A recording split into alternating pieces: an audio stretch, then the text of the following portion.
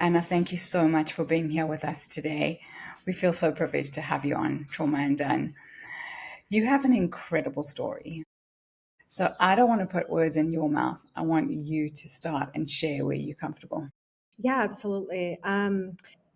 Yeah, I come from Eastern Europe originally, and I grew up in a very dysfunctional family. I like to summarize it as that in my family, all 10 commitments have been broken, including murder.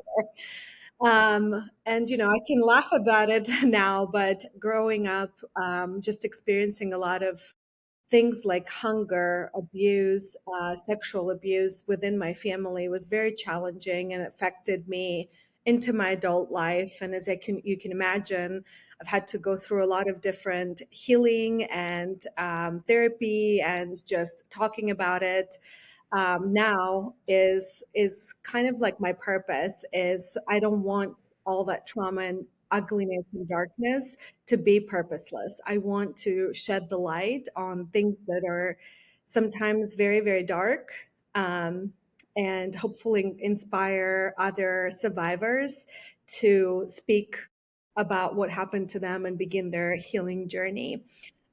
So I kind of divide my life into two parts as growing up in Eastern Europe and my family, and then coming to the US when I was 20 to start my life over. And then when I came to the US, I really focused a lot on just wealth acquisition. I think growing up really poor and hungry had that effect on me. And so I really spent over 10 years of my life just really focusing on building my corporate career, making as much money as I could, but really feeling unfulfilled and like something was missing. And then everything after that really came out of this one evening where um, I heard a voice in the middle of the night that told me to go and feed the hungry. And then I did that, encountered homeless woman in Atlanta, Georgia, where I live now, understood that I was atheist before then and understood that God exists. And then eventually basically became Christian and quit my corporate job, went on a year-long sabbatical, and then started everything that I'm doing now, including, and all of it came from me going on silent retreats. So I wrote my first book on a silent retreat in 2 days.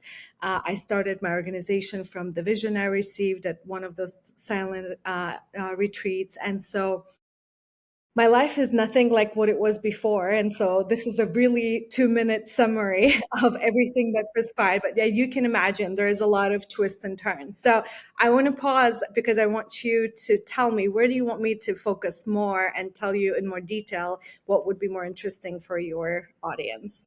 So my audience have all been through trauma Hmm. and are looking for ways to come out of it. Yeah. So if you are comfortable sharing one story from your past that was defining and Hmm. traumatic, so people can get an idea of, I mean, you have survived so much. So I just want the audience to understand, like, just one thing that you think that will inspire the audience to feel like they're not alone Yeah. and that you have created a successful life out of from Absolutely. where you've come from. Yeah. I think the most traumatic thing that defined my childhood was at age 8, my father began sexually abusing me. And as you can imagine, when it's somebody like your father, a person who's supposed to love and protect you, he's hurting you the most. It really shapes your perception of yourself, the world, and men in general. And so when I was growing up, I grew up with a lot of I guess self consciousness. I thought there was something wrong with me. I also felt like I couldn't share anything that's happened to me. So I was carrying this burden by myself for many years. And that's a common trait for survivors. Because you feel very isolated and alone, and it's this darkness that you're carrying, and shame. There's a lot of shame and guilt. Um, and then, as you can imagine, in my adult life, it manifested in a lot of different ways. So one of the things that I started doing, I became an overachiever to compensate because I felt like there was something broken and something wrong with me.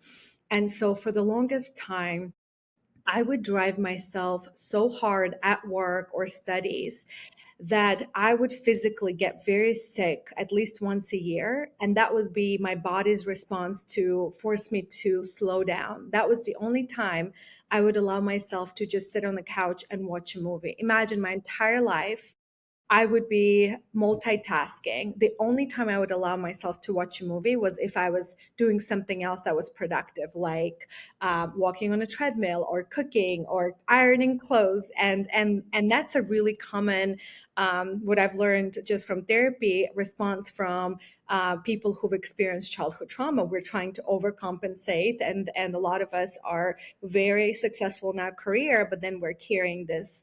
Um, self-consciousness about what happened to us in the past. And luckily I did not experience a lot of the other effects, like alcoholic dependency comes often from that trauma.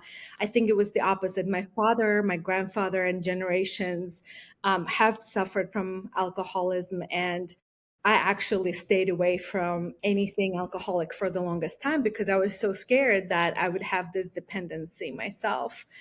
Um, and then, in my culture, therapy is a taboo. And I think it's still the same way in many ways, even a little bit in the US, but not so much. But in other countries, you only go to therapy if you're crazy. That's the mindset. And so I didn't really begin my healing journey until I came to the United States. And I was in college, and it was readily available. It was included. It was free.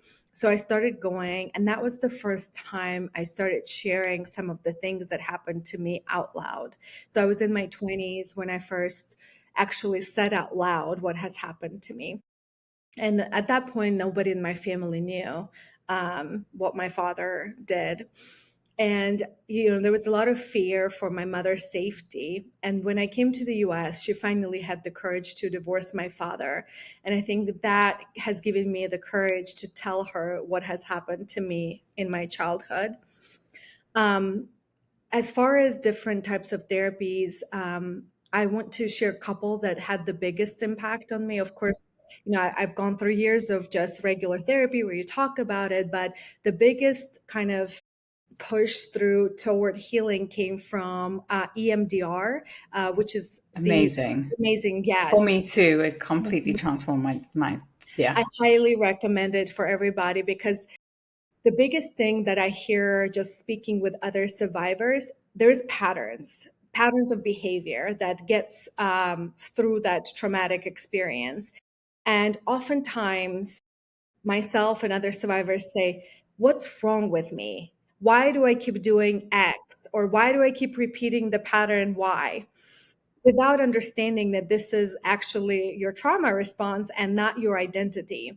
And so I think EMDR really does a good job of separating your trauma from your identity. At least to me, that's what it did. And that was the first time that I was able to speak about anything that has happened to me in any detail without getting emotional about it. It almost feels like when I tell the story, I know it happened to me, but it's almost like it's separate identity. It's not me in the core, it's just something that happened to me. And I'm so grateful for that. And the second type that really helped me, when you go through trauma, I think one of the longest stages is the anger stage. And it can be suppressed within us for so many years without us even realizing.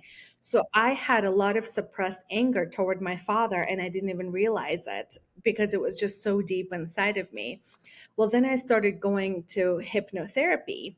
And when you do hypnosis work, you go so deep into your subconscious that some of the things you don't even realize are there come out to surface. And so for me, that was that anger that I didn't even realize that was unresolved. And so it almost felt like I was carrying this really, really heavy load that suddenly got lifted. And I learned an interesting thing. Oftentimes we think that the opposite of love is hate, but I think opposite of love is actually indifference. And so I now feel completely indifferent toward my father. And that allowed me to kind of let go of everything that has happened. I wouldn't say, I think a lot of the times, we're taught to forgive people, but my father never actually asked for my forgiveness. So why would I forgive somebody who has never asked for my forgiveness? Instead, I'm just letting that go, and it's no longer having a hold of me. And I'm not carrying any negative feelings toward him. But I wouldn't say that he has earned my forgiveness, because what he's done is it's unimaginable. I mean, to me, I almost feel like it's animal behavior and not a human behavior, when people do things like that. And so, one last thing I want to add. I, for the longest time, part of my identity was I didn't want to have children. And I logically explained to myself why I didn't want to have children. And I always thought it was very, very, like, I don't want to change my life. I am happy and fulfilled, and so on. And then I had a breakthrough in my therapy about 5 years ago. And it was almost like a light got switched on. And I went from not wanting to have children to suddenly wanting to be a mother. And I'm sharing this story not because I believe that every woman has to be a mother, but because I didn't even realize how deep in my identity the trauma was affecting my decision making. And I share this story because I want all women and men to make sure that they make their decisions about their lives because it's truly what they want, and it's not dictated by their trauma.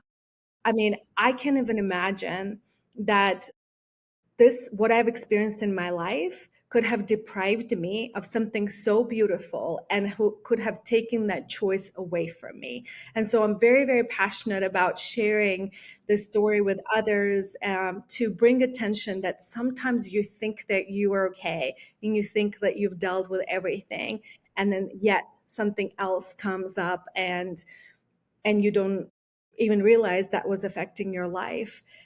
I used to think that healing is a destination, but I now know that healing is a journey, and to be really compassionate toward myself and really compare myself to who I was yesterday, a month ago, 10 years ago, and see the progress and the healing journey that I've done. And my healing might never be over. I'm still going to discover things, right, that might come up. But I love the process of growth. And that's what I pay attention to. Yeah, I agree with you. It's a growth process. And I feel like it's an onion or like a spiral. It's like Yeah, you can come to the same trauma or the same experience, but you are a different person. And so you view it differently and you start to see different aspects of it. So exactly. yeah, I love that you say that. Um, so as you are continuing your journey, so you said silent retreats have been very impactful. So why have silent retreats been very impactful for you?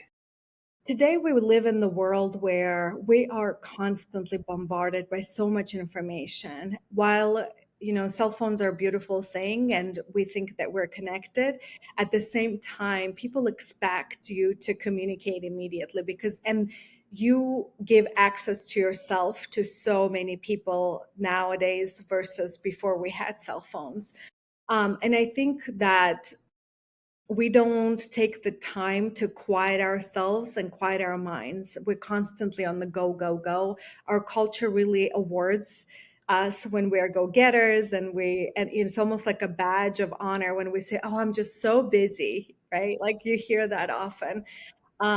And most people never experience what it is like to completely shut off the world. It was a very interesting experience because not only you're not communicating, so you're completely silent, you don't talk for 5 days or however long you decide to do your retreat, and you're also shut off from the world with no cell phone, no electronics. And so it's very interesting because my last retreat was actually during the US election time. So I didn't even know who the president was until I came out. So I'm just giving you an idea, like Yeah. that's how separated you are.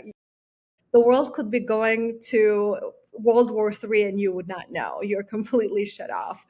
And it first you go through this detox stage, and it's the craziest experience because I explain it like every time we go outside, we are carrying this armor, right? We always have to play a certain role. We have all these responsibilities.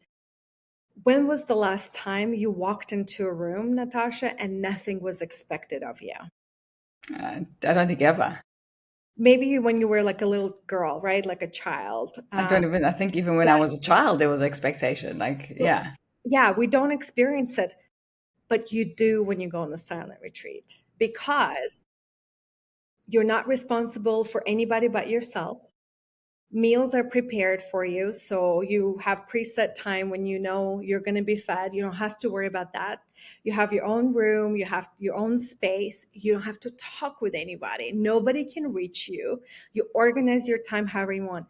You know what happens? I call it detox time, but for the first day and a half, it feels like you've been just working in the field all day. You're so physically tired. Sometimes I've slept for 16 hours Wow. and I have straight, have not gotten up except maybe to eat, and then I would lay down. And so the entire time, even if I'm in this dream awake state a lot of the hours, and I spend that time in really meditating and pondering about different things that are happening in my life.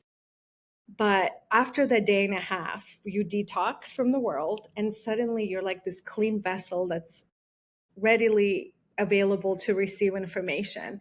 Now, my faith is Christian, but I think even if you believe in something else, as long as you believe there is higher source and the power, however you call it, there is a way for you to receive that information.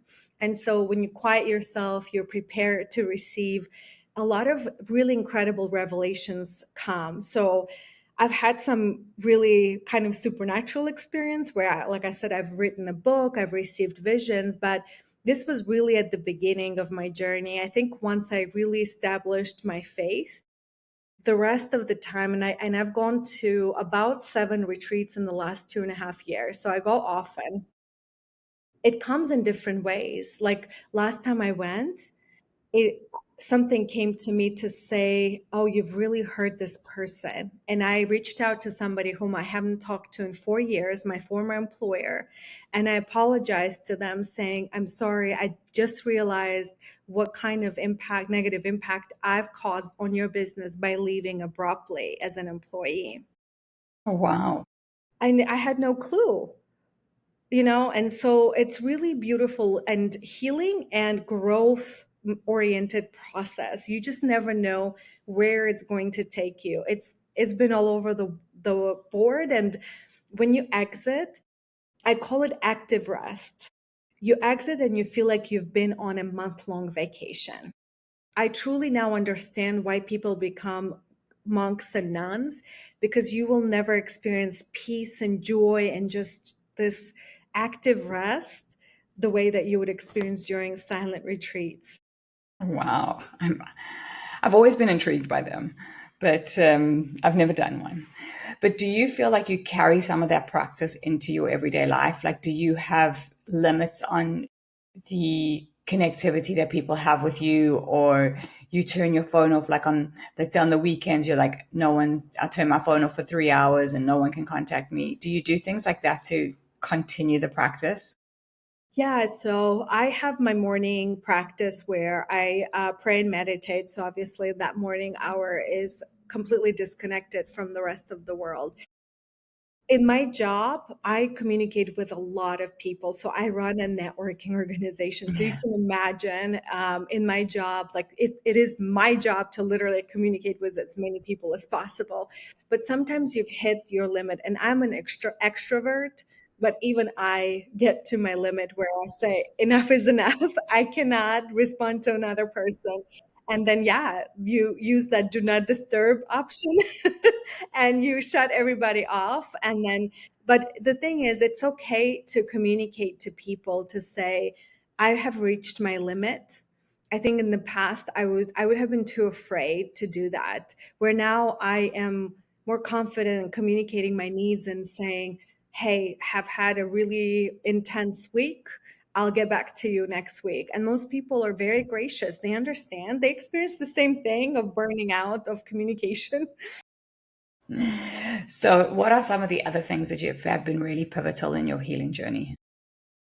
Yeah. So for me, I was atheist most of my life and I didn't believe in God. I think I was angry because I said, if God exists, then I don't want to do anything with him because he allowed for all these horrible things to happen to me. And so I rejected the whole notion that there is a higher entity that's all loving and is there for us. And I said, no, I am in charge of my life. I'm going to do whatever it takes to get out of my circumstances. And I had worked really hard to build up my confidence. But I had this limiting belief for the longest time that I can only be loved for things I do for people or things that I bring to the table. I never had a concept that I can be loved just for me. Because imagine close to unconditional love that people experience are from their family, right? Their parents. And I've never gotten that. So as a child, I grew up in an environment basically believing I'm not lovable for just me. And when I experienced God, that's where I learned that I am loved for who I am. Um, and that really transformed how I view myself and my value. I started becoming a lot more self sufficient as far as knowing I am enough. I don't need to be doing things for people in order for them to love me. Um, and it really transformed my identity. That's so, was that discovering that spiritual connection, or was there something else that happened in that gave you the wherewithal that there is something greater? There's many things that happened. And one time during my silent retreat, I was meditating and I suddenly had this experience where it was almost like this vast universe that I was able to experience how big it is and how small I am in grand scheme of things. And I'm only going to be here for such a blink of an eye for the time and existence of the universe. But yet God showed me that even though I'm so small, like he showed me how much love I get from him and how loved I am and how important I am. And it was a very, very interesting experience because you should feel like I'm a nothing when you get this kind of experience. But suddenly I felt at the same time that I'm super important and I am meaningful and I'm here for a reason. And it's a beautiful, beautiful experience that I wish every single person knew because it really elevates your self-value. It also elevates the time that we have on this earth. So I know that every minute that I spend here is very important. And so that's why I spend my time now doing this kind of interviews and doing the work with the community that I do, because I can make a significant impact on one person's life, and that's great. That means I left my legacy here. So I one message that I want to say is that every person matters. It doesn't matter how low on our societal pyramid it is. I'll tell you, I learned to know that God is real from a homeless woman. And our society treats homeless people like they're on the bottom of our pyramid, right? But she had such a tremendous impact on my life that trickled down to what I'm doing now. And so, if this is not an example that God wanted to teach me a lesson that every single person can have transformative experience on somebody else, doesn't matter what position we hold in our society.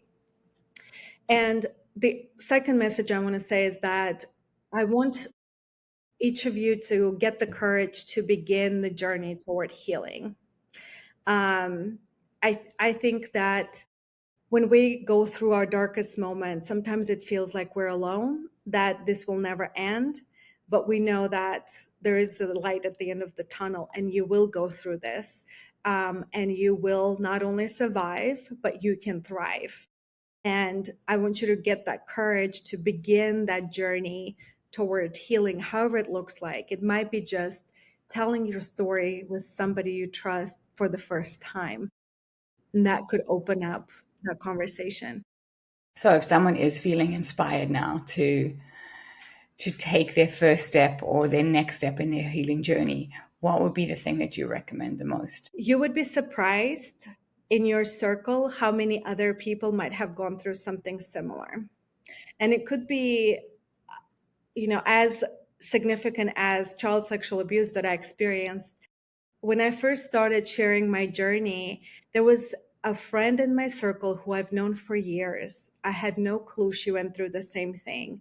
And suddenly we were able to bond and we were able to share our story. And it is research proves that being part of the community that experienced similar thing is a very crucial step in healing.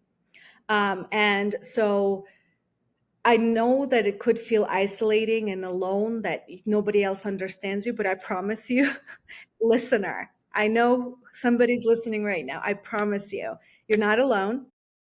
I can guarantee that somebody in your vast circle might have gone through something similar. And it is not shameful to share what you go through. It is, you survived it. You should be proud of yourself that you survived this something that was so terrible and so dark. And you can use it as your, in that moment, weakest point of your life, and draw the strength out of it. So now I use my darkest moments by sharing my story, and now it's my biggest gift and that I can give to this world is sharing my story. It's beautiful. And I love that you share your story. I think it's so important because there is so often with these things that happen, there's shame and isolation associated with it. And people do feel like they're completely alone. So explain a little bit about the amazing work that you do today. Yeah. So I love what I do. I help community to solve relational poverty. So in our country, in the US at least, pre-COVID, they said 1 in 5 Americans, but I think it's probably 1 in 4 by now, feel lonely and isolated. And we were not meant to be alone. And part of healing, like I said, community is so important. And so there's two parts to my organization. On one side, I do a lot of networking and educational elements. But on the other side, we do a lot of philanthropic outreach into our communities. So we actually run a mentorship program for the homeless. I've learned that the leading cause of why people become homeless in the United States is relational poverty. So that means they don't have anybody in their lives. And we should be friends with them. They feel like their biggest fear, and I've asked several people who have experienced homelessness for extended period of times. It was not hunger, it was not safety. They were afraid that if something were to happen to them and they were to die, nobody would know, nobody would care. And no human deserves to feel this way. I do believe that every single person, at minimum, even if they live under the bridge, they need to know there's at least one person who cares about them. And that's what I'm trying to do. And we started in Atlanta, Georgia, but I have a big vision of really partnering with all existing shelters nationally. And every single person needs to have a mentor. So I'll give you an example for Atlanta. We only have about 3,200 homeless.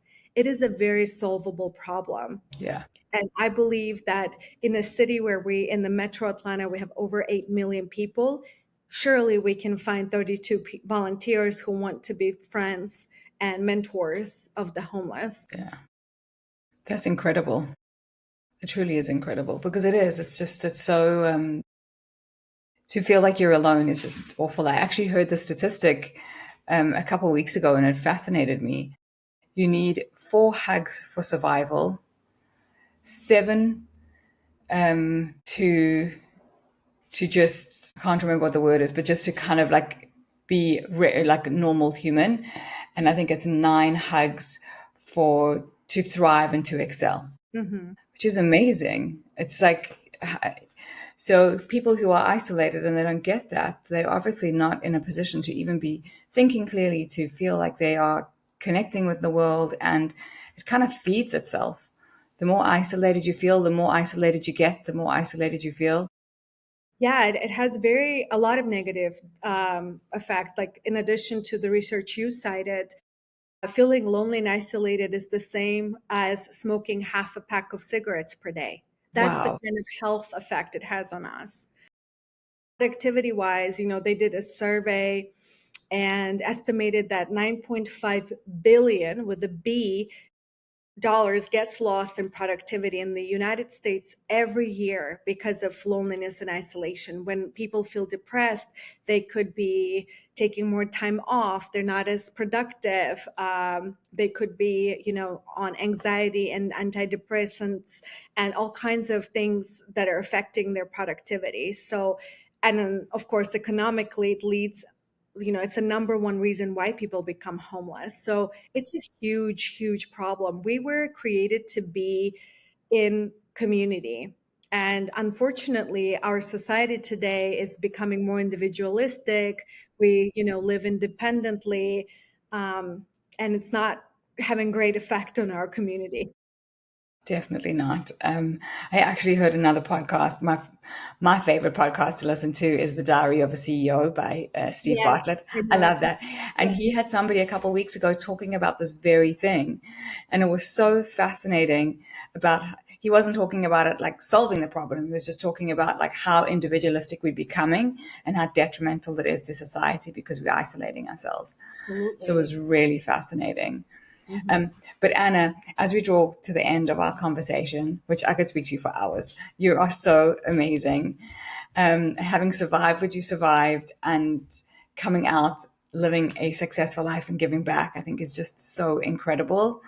And that's one of the reasons I do my show, is because it doesn't matter if you're, I'd say everybody that I get to speak to has experienced something in their life that has led them to, and they still lead a successful life. But not only that, they are all giving back in some way, which I think is just so amazing. Like whether they become a therapist or this, or like you're doing. But is there anything that I haven't asked you that you'd like to share? I think the only other thing that I have missed through sharing my healing journey, just know that a lot of the times trauma carries some triggers. And those triggers are indicators of the area where you need to work on and heal through. So I want you just to start paying attention to how you feel. Start paying attention to when you get scared, like what happened in that situation. Like I would get easily scared by things like loud noises, or people are just moving in a fast way or something like this. These are all indicators that something has happened in your childhood. If you have gaps in your memories from your childhood, chances are something, your brain is protecting you and blocking you. So also pay attention to that, and maybe start working with a therapist on that. And just know that your identity is not defined by your trauma. You are beautiful. You were created to be pure and source of light and love. And then the world happens and it carries a lot of darkness and ugliness, but you can work through it and you can get out of it. That's beautiful. Such a wonderful way to end. Anna, thank you so much for being with us today. Thank you. And in the show notes, I'll put all the links so people can connect with you and find out more about what you're doing. Sounds great. Thank you so much, Thank you. Natasha.